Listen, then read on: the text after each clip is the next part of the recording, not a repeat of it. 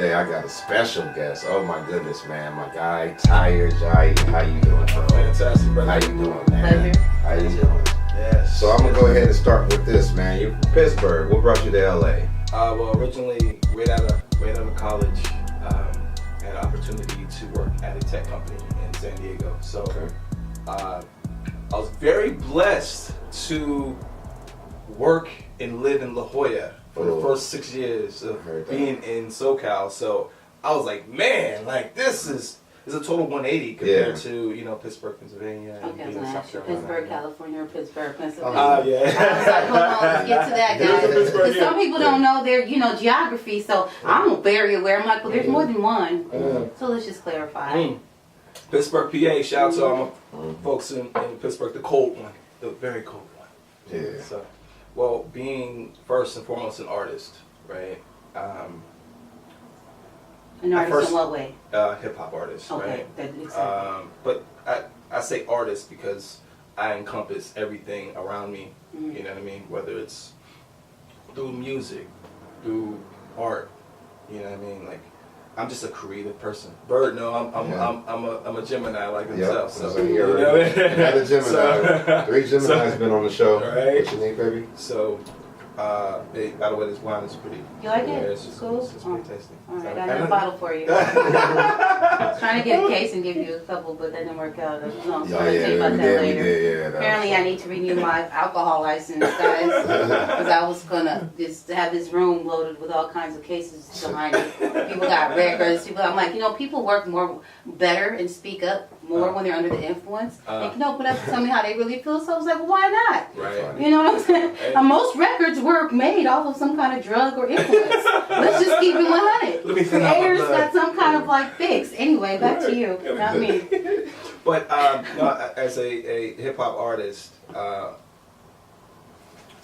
I originally said, okay, when I stepped away from football, that was, you know, how I So athlete moved. too. Yeah, I was an athlete, Athlete, yeah. artist, Yeah. tech, key. When I stepped away from that, fractured my ankle. I needed an outlet, you know. So I always wrote down my lyrics. I always, you know, me and a couple friends in high school, we had a group called Visions from the Third Eye. Okay. So we put together a little demo and we was going around performing and, you know, just doing it out of the love. And once I lost that game, you know, I decided, I said, man, I don't know how I'm going to get all these feelings, all these thoughts out. And then a brother in college, you know, he was, shout out to South Carolina State. South Carolina State. Y'all heard it. HBCU. All right, if I don't get no views from y'all, I don't know what to tell y'all. You might have to come over there and just regulate. All right. Right.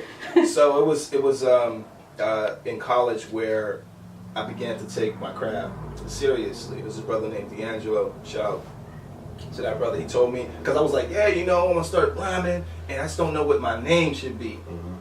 He was like, man, your name is Tahir Jahi. Yeah. Like, that's a dope ass name. You know what I mean? It's okay to curse, right? Of course. Okay. Absolutely. So I didn't know you were the cursing kind of guy. hey, I'll curse. Please. See, didn't I tell you the wine helps a bit? Nah, he only had a couple Didn't I tell you the wine helps a bit? No shit. But yeah, no. He said, "Yo, man, Tahir Jahi, that's a dope ass name. Just run with that." And I was like, "Word." So start getting heavily into it, writing, recording, and around maybe 3 years, my junior year, I had a job opportunity in San Diego. Shout outs to Paradise Gray. He's a mentor, stepfather, basically. You know what I mean? Like, very early influence. He was the producer of all the X-Clan albums. Wow. So, which ones? X-Clan. Okay. Sissy. Yeah. Yeah. When you said that first, I was like, Yeah. It's like X-Clan, you know, and to, you know, have him around, and, you know, he influenced me as well. You know, listening to Brother Jay, listening to Chuck D. Yeah. You had Nas, Jay's, you know, the whole woo. I learned so much. I learned more through hip hop than I did in high school, as far as I was concerned. Yeah. So fast forward, he gave me an opportunity to work at this tech company, which was called MP3.com, and it popularized the whole format, right? This was some trailblazing shit, right? So I ended up working there as originally what they call a musicologist. So what that is all the music that was uploaded to the website, which was thousands and thousands of records, artists, it went through an approval queue that I would listen to the songs, make sure there was no samples in it, you know, it was a certain clearance, you know what I'm saying? Yeah. So I approve it and it hit the website. So that was like ASCAP sort of does, like how that function works in ways. Yeah, in the sense of, you know, making sure that there was no copyrights and stuff like that, right? So it was that, and it would hit the site, and you know, I developed relationships through that. I ended up being a content manager at some point. Paradise and I, we did a hip hop show for MP3.com that was, you know, syndicated. I was in, you know, we were in Rolling Stone magazine, which was super exciting to me. Yeah, it was just like so much stuff was hitting. You know what I'm saying? I was like, yo, it just felt good. So yeah, that's originally being at that company kind of opened up everything tech and music for me. You know, I was rubbing shoulders with people who are now at Google and you know, you're fluent in popular websites now, you know, and doing it, you know. So I was blessed with that opportunity from the door. So that's how I was really, you know, and of course, you know, I went to school for computer science. So, you know what I'm saying? So it all like formed like Voltron, you know what I'm saying? So it felt good. Did you, what you decided to do in school at the same time was something you can totally relate with. Absolutely. Which is the side of the creator side of you, the artist side of you. Right. And then obviously historical stuff just about you as a person and your background and culture. That's awesome. Yes. Like it just kind of all like did a 360. Wow. 360, 180. Yeah. You know what I mean? Yeah. It was like So from living in Pittsburgh, Pennsylvania. I lived in a little place called Wilkinsburg, which was like hood.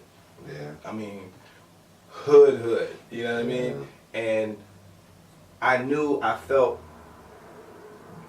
like I needed to get out of there to grow. And I didn't know how, but I always would say, "This is what I want to do." Sounds familiar. Sound like our story. You know. Right. You got the opportunity, and you're like, "Yo, I'm running with it. I got the bag." After college, I didn't look back. It was college for me. I was in the Bay my first year of college, but just to be in college in this beautiful, you know, like environment and you know, just everything about it, interactions with people, so just quite different from going back home. Then to go back home, go to work, wake up in the morning, find transportation, or just rolling through the hood to get to the freeway. I'm like, I don't fit in here. This ain't for me. This was not made for me. Right. I belong over there. Right. Clearly, it wasn't even the studious part.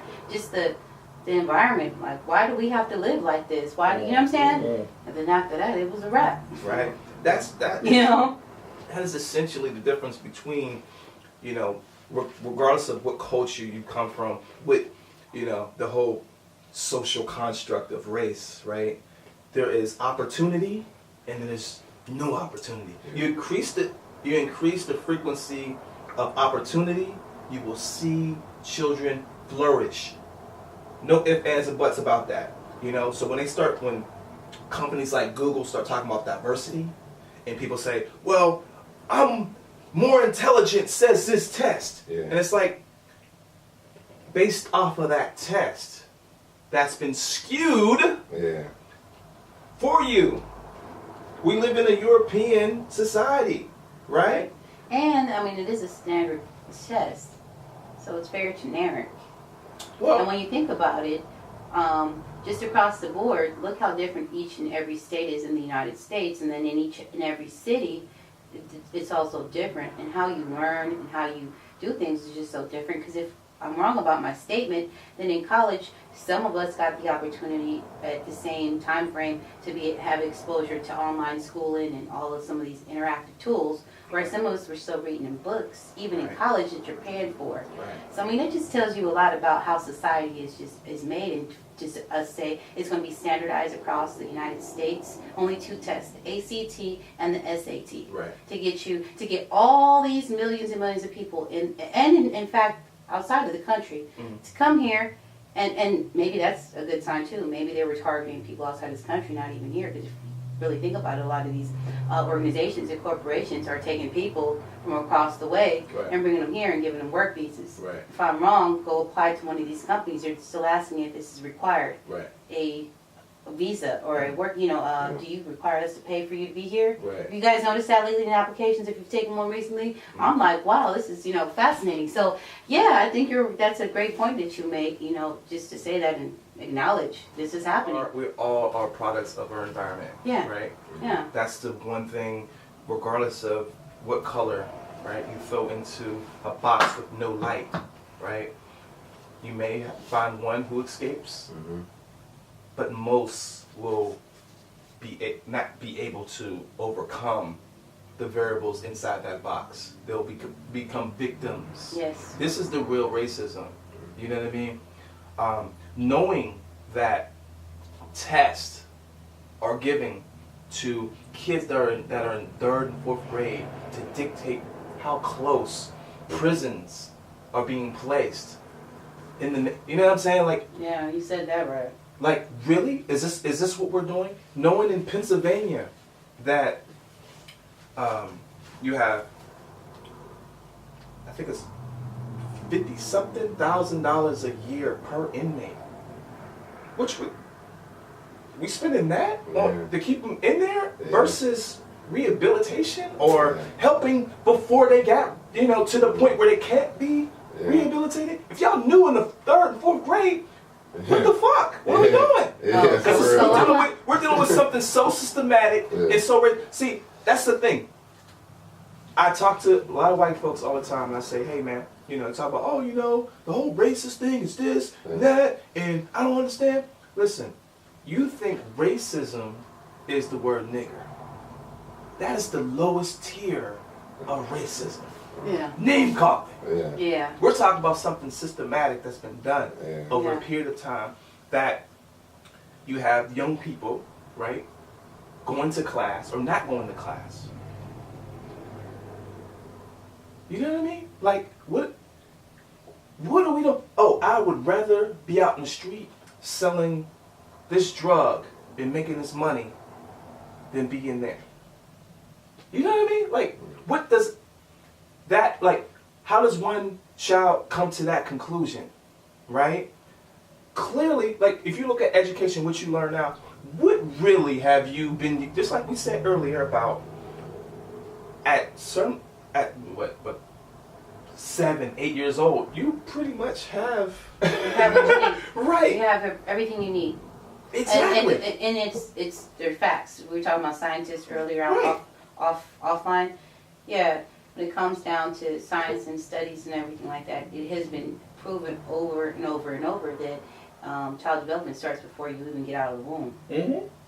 So how healthy and how well the woman is taking care of herself at birth, etc. Even then, when she's still breastfeeding, because she's giving all these all this DNA really to your child, because all that blood is being transferred over. Right. And then on top of that, you can put the TV on, or you can have them allow them to understand things by touch, feel, see, what they hear, etc. By the age of 7, really, the average person stops growing mind-wise, brain development. After that, it's your body growing and everything like that. Then, so by that time, you establish all the tools, and from there, you start to dictate what you decide to like or not like, and why. Right. You know what's crazy? If you're given those analytical, critical thinking skills, those mathematical tools, those critical abilities thinking, right? at this stage, at the very early ages. Because if I'm wrong about everything I'm saying, watch your child grow up and tell you how much they like or don't like something. And then the arguments they put up, and how they very easily can just tell you, and they question you. Kids question you all the time.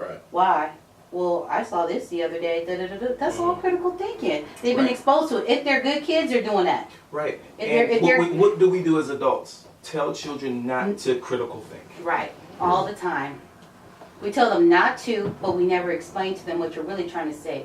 Why today, this situation is not okay for you to do. And even as adults, we tell adults what they cannot do. Right. You cannot smoke, they tell us for all these years. You cannot drink, they tell us for all these years. But they don't tell us at an early enough stage because they think we can't understand. Just like sex, they try to hide it from us in school. Right. About, well, why not? Right. What is the impact? What is the result? Right. See, You know, so we're not gonna talk about sex. We're not gonna talk about, well, but I can do it now. I can, did you know I can make kids? I've had a period. right. You know what I mean? They don't even tell you that. Right. So for those reasons, my sister gets knocked up. That's You know what I mean? That's due to religious dogma. You know what I'm saying? They're, kids, like, they program adults to feel uncomfortable with talking to their children like they're little people. Because I tell people all the time, like, yo, that's not a baby, yo. That baby's learning way more than like they're picking up on mannerisms, how you move, how you're breathing. Well, you just said it though. It's called bullying, and people understand that without having it appear as bullying. Because bullying is just making someone feel uncomfortable about what. Right. Well, we're all something being that they can point out to you. They can see is a weakness of yours. Right.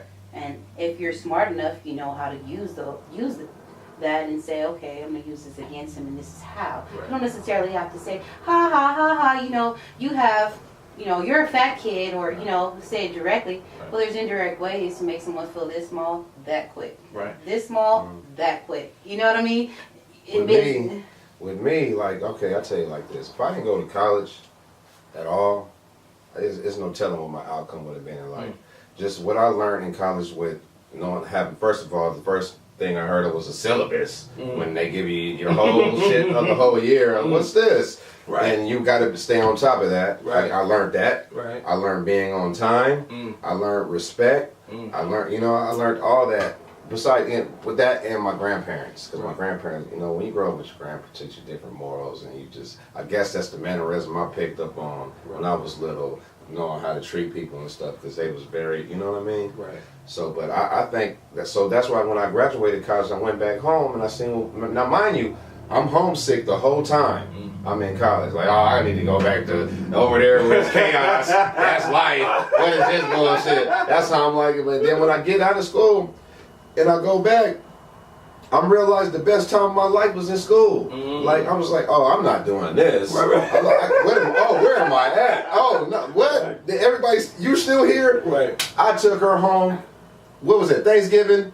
And it was a nigga still out there that I haven't seen this nigga since the early 90s. Right? Remember the dude who called me to the car? And that was like, oh my God, like, they still here. The same shit. Like, I love them to death, but at the same time, I gotta love you from a distance, from afar, because I didn't seen other things in life where I wanted to become instead of.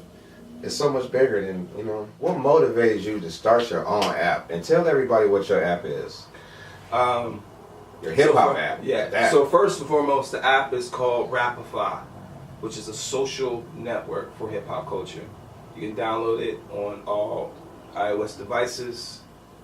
It's available. It's running. It doesn't crash. You can create your own profile page now, and I am all about creating leverage for the artists and the true lovers of the culture, period.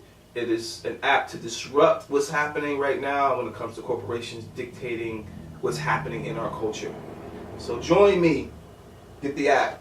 The second part of that question is, first and foremost, being in this community. I told you I worked at mp3.com. Yeah, and then it made sense afterward. That's why I wanted to bring that back. I appreciate that. Now it makes. I was like, dang, he just randomly. But then when he said computer and all that, tech and all that. Yeah, it literally. Working at mp3.com, I've met a lot of people who super tech savvy. That was very influential. I'm still friends with and can tap their shoulder for anything. But to decide to create this app, I'm a founder and my brother Damien, he's a co-founder as well. We decided like, yo, here's a community that needs attention. How do we do this? How do we, you know? And so it's like, yo, we came up with a name, got this thing built, and decided like, hey, let's make this available, you know? And everything started to roll forward, started getting users, people posting, showing some love, you know, and you know, it's just starting to build and build and build. You know, we have thousands of users on there now, and I'm looking to get millions. You know what I'm saying? Like, why do we need millions? Because the more people that we have on this application, like imagine this, in the 80s and 90s, we selected who the hot artists were, right? Now we don't know who, like, it's just, they just pop up, right? Right? And they do something crazy viral on the internet. That's cool way. Sufficient to get, right. But how talented are you? Right. But, you know, I want to bring it back to that. You know, imagine millions of people on an application, somebody posts the music and say, yo, everybody feeling this joint. And we got data to support. He hot in New York. He hot in Texas. He hot in Cali. Let's do a tour. We know you blazing this. We got the data to support it, right? So, also when it comes to, I'm going a little further, but keep going. When it comes to music streaming platforms, I think it's the death of us. Period. When it comes to the culture and the consumer who is interacting with it, for two reasons. One, you post your music on these platforms, whether it's Spotify, Pandora, Apple Music, and you get less than 1 cent per play. Yeah, that's crazy when I seen the ratio of the numbers. Right, less than 1 cent per stream. That's what you're worth. This is the thing that we produce. People say, oh, black people don't produce anything. We produce a culture and a music that's worth over $1 billion. It's a $1 billion industry. $1 billion industry. Right. So how do we get a percentage of that? We gotta, my feelings is we gotta go back to the MP3. That's where our power was and is. And I don't want to share exactly the plan because I want to implement that plan before, you know, but I would love for folks to hit me up on Rapify. You can hit me up directly at Tahir, Tahir, at rapify.net, and send me your artist name, link to your music or song, whatever, where you're from. And I will send you details of what I'm doing to make sure artists make more money off their music. I'm going to give you an incentive. We're going to make incentives to the community and people outside the community to support us. Because our music can help us build our communities back up. You know what I'm saying? Through group economics. So, I plan on doing I'm working, I have a partnership with Dash Radio, the No Flex Zone, and also the Hip Hop Museum in New York. Shout out to Paradise once again. He is the lead curator at the museum. So I want to implement history because that's the important part that's missing. You have a lot of young people who don't know anything about the culture. So you're taking part in this culture and you don't know who Grandmaster Flash is, Grand Wizard Theodore, Cool Herc, all of them. You know what I'm saying? You don't know who these people are? We need to school young people, and then they will respect the culture more. You know what I'm saying? Hip-hop is what we love. Hip-hop is what we do. Hip-hop is what we breathe. Hip-hop is what we live. How do you feel about the battle? Because you know a battle I'm going to speak on. The newest top shelf, upscale battle. We ain't tripping on the underground battles that nobody's talking about. We talking about the things that hit the web, the things that's trending. And it was a popular one that went down. Facts. Push T. Drake. Tell me about it. Where you stand? Where you stand Ooh, overall? Okay. So first I'll say I enjoyed Drake's initial verse that he hit him with. I was like, oh. Right after the album, right? Yeah. Well, you said that. Oh, yeah. Yeah, right after he dropped his. After the album, when Pusha T, you know, he's like baited him enough. Yeah. You know what I'm saying? Because that's what Pusha is. You know, it's baiting him. Like, yo, you know, I got this album. You know, I want these sales and whatnot. The response Drake had was solid. I was like, ooh. Yeah. I mean, listening to it now, even like, yo, the flow. You know what I'm saying? I remember the first time I heard Drake was on was a joint with Little Brother, Fonte and Pooh. You know, you gotta look them up. Little Brother, they Ninth Wonder produced their albums, but that's when I first heard Drake, and I was like, oh man, who's this dude right here? He got a nice flow. So anyway, fast forward, that response reminded me of how he used to flow. You know what I'm saying? You know, now he pop and I get it. But let me get to the fact that I enjoyed Drake, but Pusha that was ether. Yeah. It was ether. Yeah. He literally, anytime you are able to find out so much information about a person and bring it to light, and some people say, oh, some people knew that Drake had a kid, you know what I'm saying? It was rumors of shit, but it wasn't like, hey, this shit is real, and you're not being a father. With the name of everything. Right. You know, you gotta leak somewhere, son. Yeah, you know? Name and everything. Exactly. So go ahead. Oh no. It was ether to the rapper father. But when you have people invested in you, they want to see a return on their investment. Absolutely. And if there's a threat out there that's could be damaging to their investment, oh no, we're gonna stop all this shit because this is some.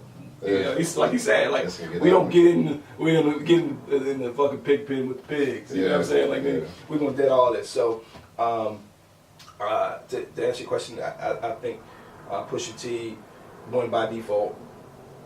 Period. Anytime the streets gotta step in and say no. You know. But how do you really feel about that, though? Do you think he should have still allowed that man to engage? Because Drake is such a big artist. He already took L's in other areas where it didn't even matter, and he's still selling. So I think he would have still, if he would have competed all the way, I don't think it would have hurt him. He's the only one that it wouldn't hurt, like where he's from what's been viewed. Yeah, I think his street cred that Drake had or has, you know, people see him. That's important. You know, at the end of the day, is how does the ladies is loving you. You know what I mean? But you need that credibility. You know, that hip hop. You know what I mean? That swag. You know, the way he talks in his music. You know what I mean? It's like, yo, I can't really take that serious anymore because he just stuffed you out. You know what I'm saying? And the big homie had to step in.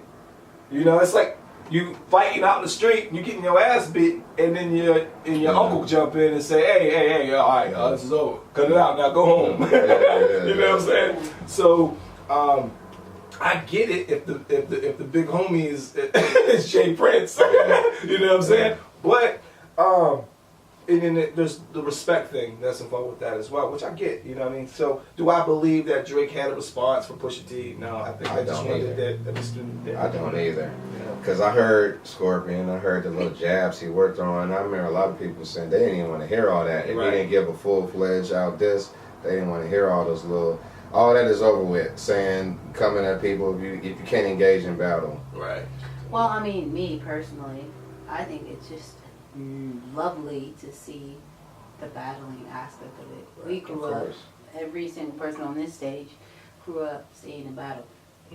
Right. Hearing a battle, seeing a battle. That's what we saw. Shit, we were battling in elementary school. Right.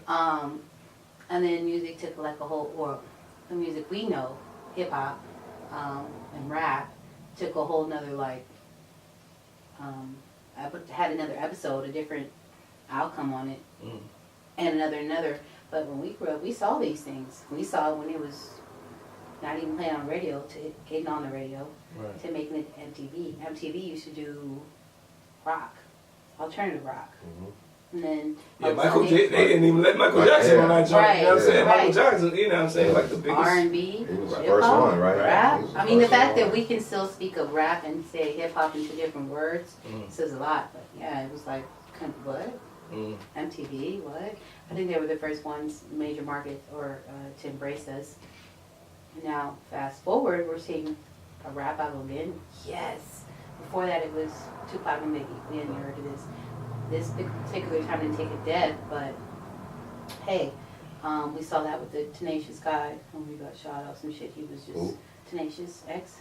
No, Triple X. Triple X.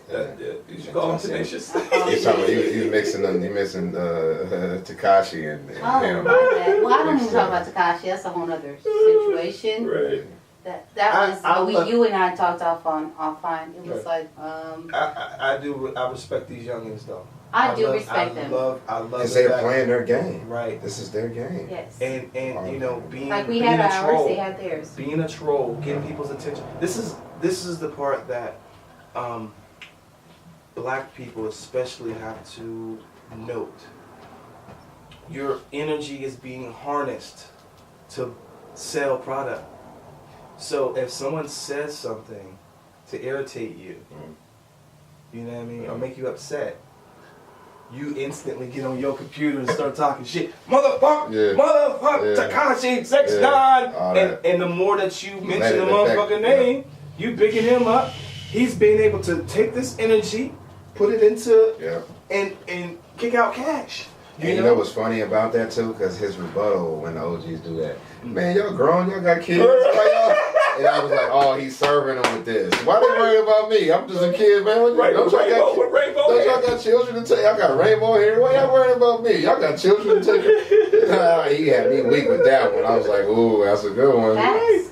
But this is, but again, I think you said it when he was at the basketball game the other day. The kids was trying.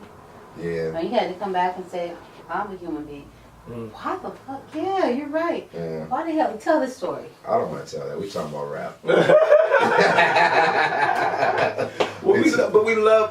I love what these young boys are doing. The other problem is that we have to stop allowing ourselves to be separated from our children. You know what I'm saying?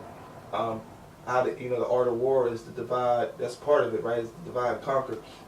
The young people, y'all got the energy. Y'all got the, you know what I'm saying? They out there like, yo, the freedom. Because they haven't been programmed fully by the system. We've been, the more that you get so acclimated into this European system that you're like, oh, well, don't do that because that'll upset this and that'll upset that. And they're like, fuck you, motherfucker. And you a bitch, nigga.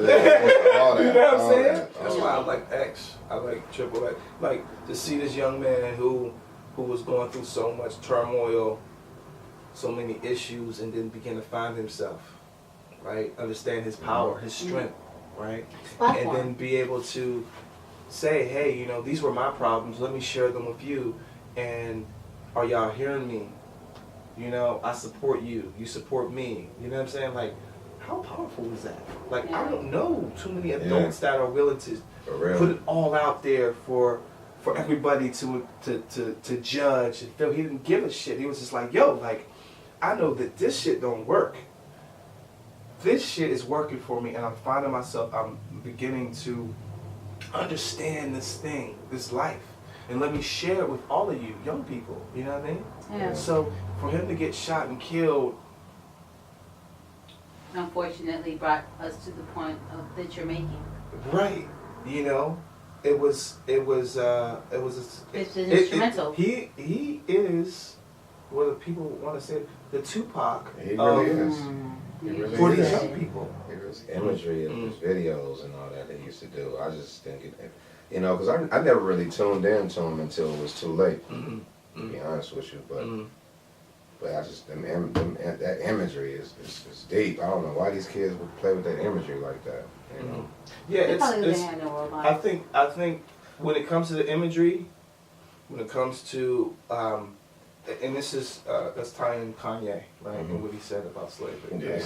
Let's tie in all these things. Now, let me ask you: if Kanye said all the right things, would people be paying them just as much attention? Right? Not at all. It's unfortunate that artists have to say more and more crazy shit to get people's attention and get riled up and excited for something, whether they know they're being riled up or not for a purpose. So I said this on the last segment of the show was exactly what you just mentioned. People are so stupid and ignorant to understand.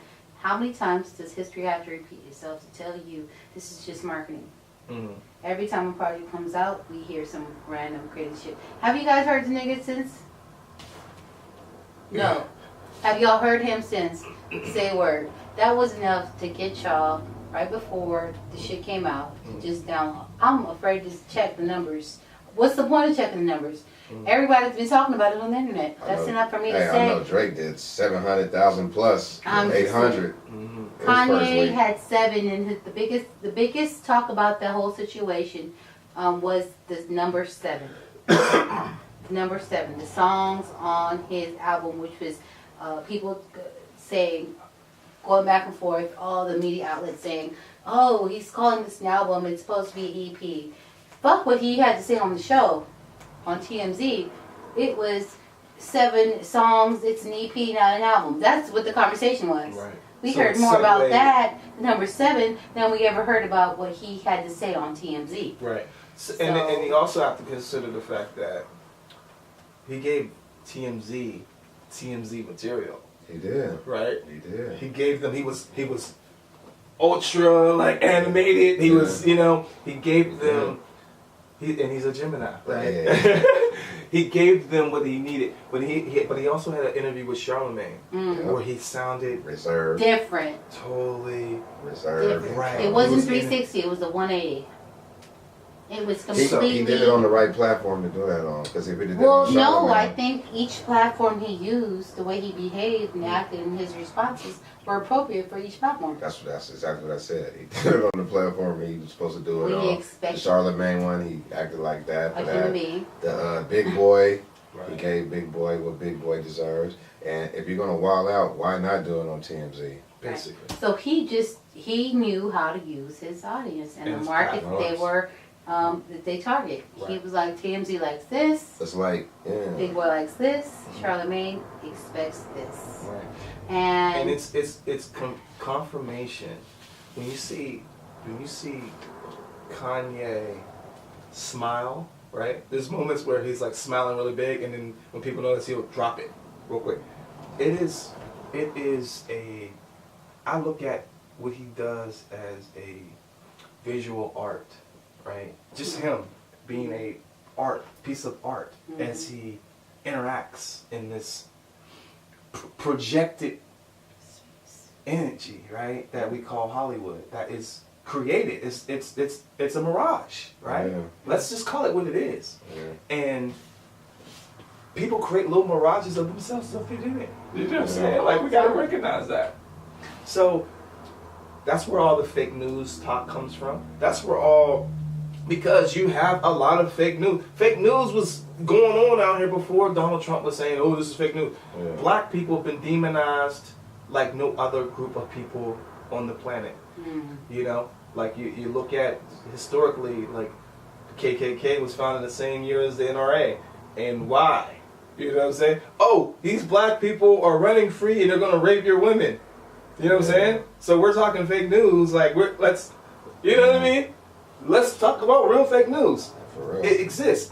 And another thing is accusations, right? The whole Me Too movement, which first and foremost, let me start and say, anybody that's been molested, raped, anything like that, I sympathize, I rock with you 100, 1,000%, lock all those motherfuckers up. But guess what? The court of public opinion, that ain't it. That ain't it for me. You're going to have to go to court. You know what I'm saying? Because it's a slippery slope. Right? I don't want people to be able to pay for groups of people to put accusations on you, or myself without any facts. And people, based on the amount of accusations, you increase that frequency, people begin to say, well, maybe you did do it. when does that stop? Where does it start and stop? I have a On false hard time- accusations, it should be repercussions for it. Absolutely. And then it should be a thorough follow through of clearing up these claims upon yourself, upon these people. Like because I'm not saying let people go, this but I'm can saying fuck up people's careers, B. just for the Just the thought, just the for rumor exactly. of it. Like, Defamation ain't of cool. character. So if Quaaludes were like today's Coke, like people were just doing that shit. You know what I'm saying? I'm not speculating or saying anyone was right or wrong. I don't know any details of any of that. What I'm saying is we are dealing in a time where free love and drugs were plentiful. Yes. And people were doing it knowingly and having sex. Right. There you have it. Can I ask you a question? Why Eric? Why you the only one get to talk? You can speak up. No, but you cut us off and then you go in the subject and then now we on smoking. We're talking about ages. I'm just saying we was talking about Environment. I can't even My bad. Look, I can't even get this out. My bad. Sorry. That's funny. I had to get that out there, man. My closing words is, man, I love everybody believing in themselves. I love everybody pushing for a goal to believe in themselves and never quit. You know, support your brother, support your sister. You know, Facts. give love, man. Give love. Live for the moment. Yeah, I know tomorrow and all that. Everybody want to get their future ready and all that, but a lot of people forget to live in the moment of today. You know what I mean? And it distracts from the interaction of who you're dealing with that day, because you're so focused on tomorrow, on the next day, or yesterday, and all that. But today is here, and we're building with each other. So let's, you know what I mean? That's my game. I want to give out to anybody out there that's trying to make something other than themselves. You know, support your brother, support your spouse. It's no days off on promotion when you're an entrepreneur. Facts. It's no days off. We can't overlook that, and we can't, like, I see my brother every day. He see me every day. We give each other back love and love. You know what I'm saying? He's over here doing this thing. I'm over here doing my thing. And then when we time to come together, we always do, and we always have. From, you know, and this, I met you through basketball and a couple other homies. And we build it. You know what I mean? She don't want to let nobody. That's funny. She don't want to let nobody talk. I'm glad I got to get that out, ladies and gentlemen. You can follow me at Burr Wainright on everything. Go ahead. Tahir. Oh, closing. Yeah. Check out Rapify, social network for hip hop culture. You can go to any iOS device in the App Store, type in Rapify Network, download the app, create a profile. You can find me on all social medias under Tahir Jahi, Tahir Jahi. That's across Snapchat, whatever you use. Excuse me. And also, thank you both for having me. No problem. Greatly appreciate it. I look forward to working with you both. And also look forward to working with you all. If you're a hip hop artist, shout me out. If you're a lover of the hip hop, period, shout me out as well. Email is Tahir, Tahir, at rapify.net. You do that. I'm open to just work. If you can bring something to the table, there's some synergy. Let's do work. It's like this brother was just saying. So, y'all take it easy, man. I'm TwinPurp. We're out.